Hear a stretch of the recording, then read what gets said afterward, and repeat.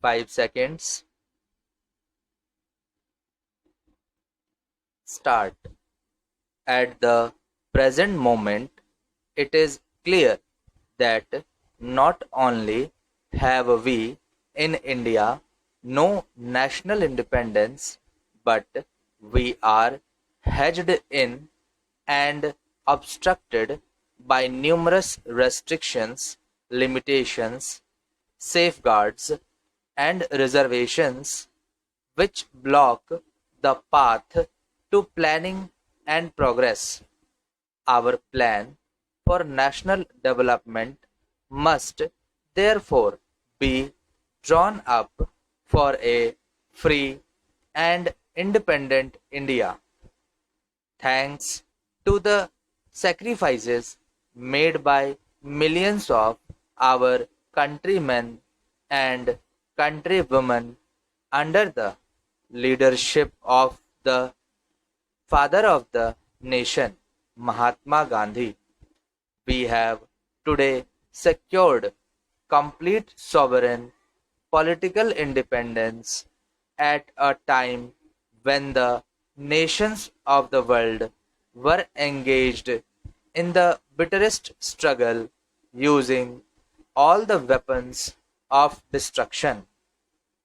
If, therefore, we have secured political independence during the period of a quarter of a century, it should not be difficult, especially when we are today masters in our own country, to secure a socialist pattern of society, as has already been indicated, but it requires the assistance, the propaganda, the active work of all those who are interested in this.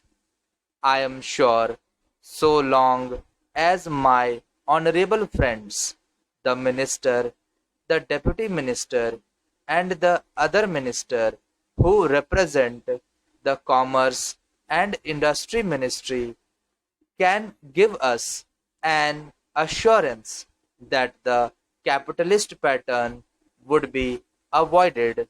Some of us who believe in a cent% socialist democracy give an undertaking that certainly totalitarian policy will not be introduced in this country, because we have believed all along during the fight that we have given to the British government when we secured political independence, that we shall try to maintain democracy undiluted and a socialist democracy at that.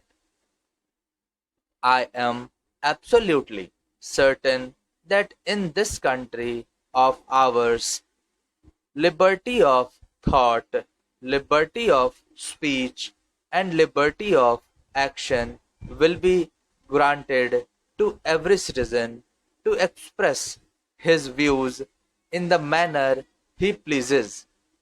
I therefore assure my honorable friend that so long as we do not, in the garb of a socialist pattern, support a capitalist system, India will stand 100% for a socialist democracy.